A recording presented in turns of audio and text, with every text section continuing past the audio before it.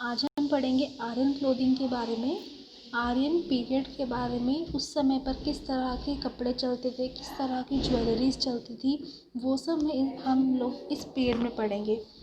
कपड़ों के लिए सामान्य शब्द वसाना था।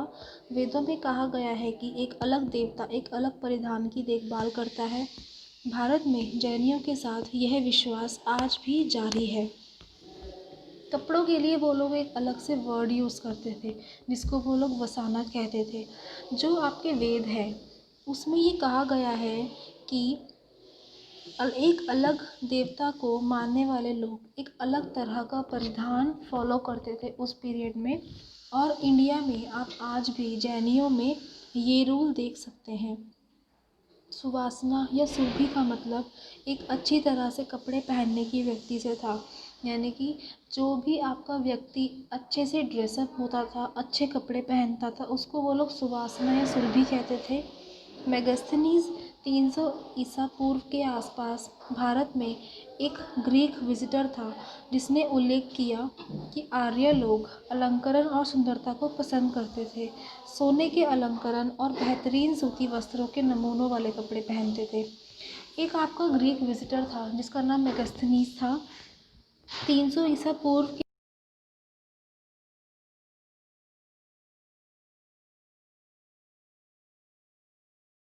कि जो आर्यन पीरियड के लोग थे वो लोग बहुत सुंदरता के साथ रहते थे और बहुत ही सुंदर ज्वेलरीज को वो लोग पहनते थे।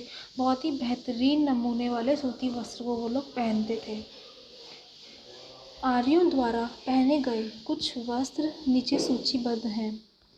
निबी, यह एक आयताकार वस्त्र था जिसमें नाभि पर सामने की ओर प्लीटेड था। इसे बाईं ओर स्केच में दिखाया गया है।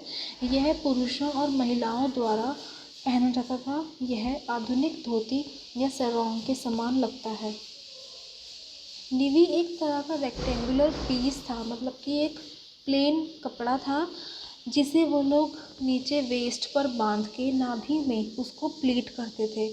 जैसे कि जो ये स्केच साइड में है इसमें हम देख सकते हैं, ये पुरुष और महिलाओं में कॉमन था, दोनों ही लोग इसको पहनते थे। और ये एक आधुनिक धोती या फिर सरोंग के समान लगता है। आधुनिक धोती आप सबको पता है क्या होती है। सरोंग आपका होता है जो कि महिलाएं बीच पर डालती हैं। बीच पर जब वो लोग जिस कपड़े को अपनी वेस्ट पर बांध लेती हैं, या तो गांठ से या फिर प्लीट करके, उसको सरोंग कहते हैं।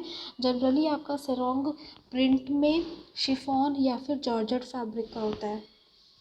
उपवरसाना, यह सिर पर पहना जाने वाला एक ऊपरी वस्त्र था, जैसे कि आज का दुपट्टा, स्कार्फ, जैसे कि महिला ने पहना हुआ है।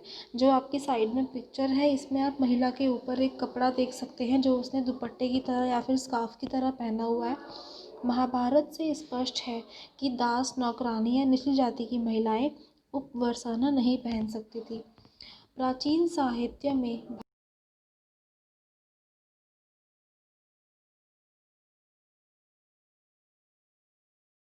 निरंगी का मुक्ताबत और शिरोवस्त्र जैसे परिधान पसंदीदा है। ये जो आपके 4 नाम हैं, भाषा, शूद्रक, बन और भारवी, ये इन्होंने कुछ साहित्य लिखे थे जिसमें ये चीज़ मेंशन थी कि जो ये निरंगी का इस तरह के जो कपड़े थे ये दुपट्टों के नाम हैं। और इस तरह के स्टाइल वाले दुपट्टे वो लोग पहनना बहुत पसंद करते थे।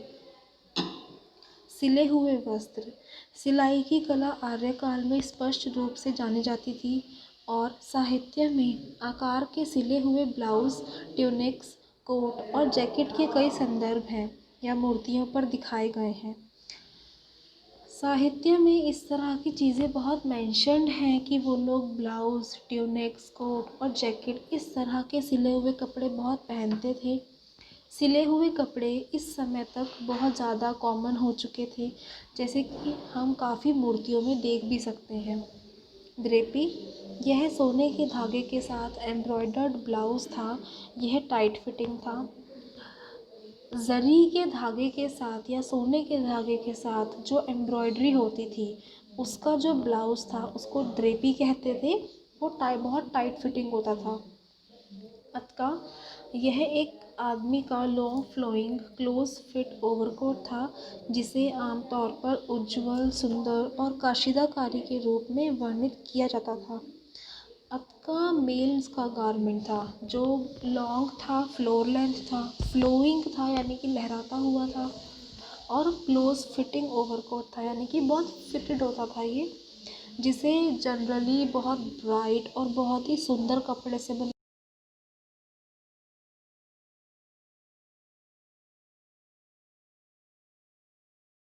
केप, जो आज के टाइम पर हम लोग केप देख सकते हैं, एक तरह का ओवर गारमेंट होता है, जिसे आमतौर पर सफ़ेद कपड़े से बनाते थे वो लोग। टोपी, उस समय पर किस तरह की टोपी चलती थी? रॉयल्टी के द्वारा पहने गए मुकुटों के अलावा सामान्य आर्यन का हेडगियर एक पगड़ी के समान था। जो रॉयल्टी यानी कि जो राजा महाराजाओं के मुकुटों के अलावा जो जनरली जो कॉमन पीपल थे आर्यन समाज के, वो लोग पगड़ी को ही अपना हेडगियर के रूप में पहनते थे, जिसे कभी कभी एक छोर पर वो लोग लूज छोड़ देते थे। इसे अक्सर क्रॉस वाइंडिंग के रूप में वर्णित किया जाता था और एक कोण पर बांधा जाता है। ऐसा लगता है कि पगड़ी पहनने के कई तरीके थे, जैसा कि आधुनिक राजस्थान में है। जो आज के समय में राजस्थान में अलग अलग स्टाइल से पगड़ी पहनते हैं, उसी तरह के वो लोग अलग अलग तरह से पगड़ी पहनते थे। इनके नाम वेशताना, किरीता, पट्टा और कई अन्य नाम कहा जाता है। मेंस हेयर स्टाइल यानी कि किस तरह के हेयर स्टाइल्स उस समय के पुरुष बनाते थे। हेड्रेस ना पहनने पर आर्यन पुरुषों ने असाधारण केशव विन्यास यानी कि बहुत ही एक्स्ट्रावेगेंट बड़े बड़े हेयर स्टाइल्स पहने। उसने अपने लंबे बालों को अपने सिर के ऊपर खींच लिया और इसे फव्वारे की तरह सजाया। जो मेल्स के लंबे बाल होते थे, उसको वो लोग अपने सिर, जिस तरह से हम नीचे पिक्चर में देख सकते हैं, पूरे के पूरे बालों को अपने सिर के ऊपर खींच लिया और उसे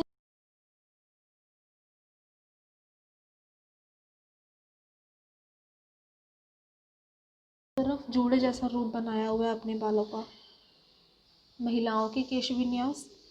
प्राचीन आर्य महिलाएं हमेशा अपने बालों को लंबा रखती थी और वास्तव में आज भारत में बाल काटना बहुत रेयर है। जो प्राचीन आर्य महिलाएं थी, वो लोग अपने बालों को लंबा ही रखती थी और आज भी हम भारत में जनरली महिलाओं के बाल लंबे ही देखते हैं। बहुत रेयर होता है जिनके अगर शॉर्ट लेंथ है बालों की।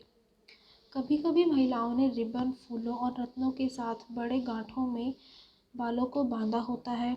कभी कभी वे लंबे ब्रेड्स को नीचे लटकाकर अलंकरण के साथ लटका देती हैं और अंत में लटकन या फूलों की तरह लटकती हैं।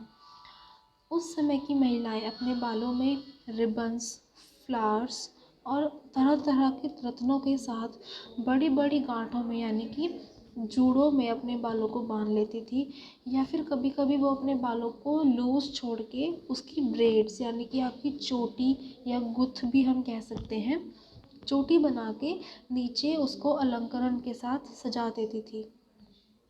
सोने, जवाहरात, फूल आदि सभी का उपयोग सबसे शानदार फैशन में बालों को सजाने के लिए किया गया था। वो लोग बहुत सुंदर सुंदर ज्वेलरीज, गोल्ड ज्वेलरीज, फ्लावर्स अपने बालों को सजाने के लिए करते थे। कभी कभी मूर्तियाँ पूरी तरह से बिना कपड़ों के एक महिला को दिखाती हैं, लेकिन फिर भी सुंदरता के चरम पर अपने बालों और गहनों के साथ। कुछ महिलाएं ऐसी भी थी, कुछ मूर्तियाँ हमें ऐसी भी मिली हैं जिसमें महिलाओं ने कोई वस्त्र नहीं पहना हुआ, लेकिन उसके बाद भी उनके हेयर स्टाइल्स और उनकी ज्वेलरीज अपने चरम पर।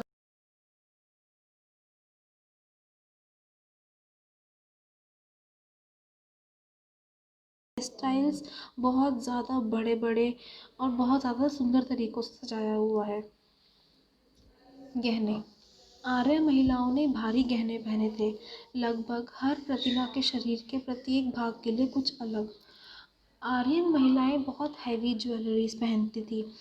और बहुत ज़्यादा ज्वेलरीज पहनती थी। शरीर के हर भाग के लिए लगभग अलग तरह का उनका ज्वेलरी का होता था। शरीर के हर हिस्से में आभूषण का टुकड़ा था। कानों में, गर्दन के चारों ओर, बाजुओं के चारों ओर, टखनों के चारों ओर, कमर के आसपास या सिर पर लटके होते थे। बाईं तरफ इस महिला को यह दिखाने के लिए उकेरा गया है कि उसने कौन सी खूबसूरत ज्वेलरी पहनी हुई है, और उन टुकड़ों को उभारने के लिए जिन्हें उन्होंने आकार में बढ़ा दिया है।